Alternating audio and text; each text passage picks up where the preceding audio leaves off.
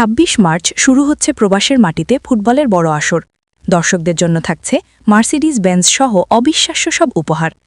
আমাদের BD star টিভির staff reporter Mohammad Abdul Mukit জানান, সংযুক্ত আরব আমিরাতের শারজায় উৎসবমুখর পরিবেশে উন্মোচিত হল স্বাধীনতা গোল্ড কাপ ফুটবল টুর্নামেন্ট ২০২৪-এর ট্রফি। আগামী ২৬শে মার্চ উদ্বোধনী খেলা লটারির মাধ্যমে নির্ধারিত চিটাগং এফসি বনাম বিএফসি সিটি মহান স্বাধীনতা দিবসকে স্মরণীয় করে রাখতে শারজা গ্রাউন্ড স্পোর্টস মাঠে ইউথ স্পেয়ার পার্টস অ্যাসোসিয়েশন এই বিশাল ফুটবল আসরের আয়োজন করতে যাচ্ছে।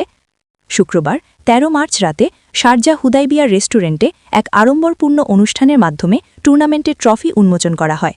আব্দুল মান্নানের সভাপতিত্বে এবং জাহিদ হাসানের সঞ্চালনায় অনুষ্ঠানে প্রধান অতিথি হিসেবে উপস্থিত ছিলেন শারজা ইউথ স্পেয়ার পার্টস অ্যাসোসিয়েশনের সভাপতি শাহাদাত হোসেন। অনুষ্ঠানে বিশেষ অতিথি হিসেবে উপস্থিত ছিলেন শহীদুল ইসলাম, রাকিব হোসেন, সাইফুল ইসলাম, আক্তার হোসেন, নুরুল আফসার, রফিকুল ইসলাম, মহসিন, কামাল এবং এম এ সালাম সহ অ্যাসোসিয়েশনের অন্যান্য নেতৃবৃন্দ। এছাড়াও ১২টি টিমের খেলোয়াড় এবং সংগঠনের সদস্যরা অনুষ্ঠানে উপস্থিত ছিলেন।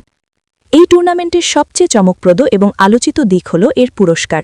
আয়োজক কমিটির পক্ষ থেকে ঘোষণা করা হয়েছে যে টুর্নামেন্টের প্রধান আকর্ষণ হিসেবে থাকছে বিশ্বের অন্যতম বিলাসবহুল ব্র্যান্ড মার্সিডিজ বেঞ্জ গাড়ি।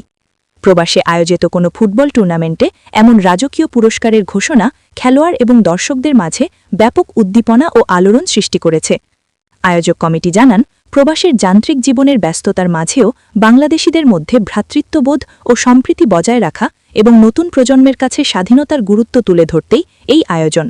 সেই সাথে মধ্যপ্রাচ্যের বর্তমান পরিস্থিতিতে সকল প্রবাসী বাংলাদেশিদের আমিরাতের প্রচলিত আইন ও নিয়মকানুন কঠোরভাবে মেনে চলার আহ্বান জানান।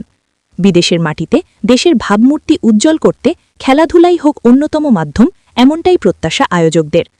আয়োজক কমিটি এই ফুটবল আসরকে সফল করতে এবং প্রবাসীদের জন্য একটি সুন্দর আনন্দ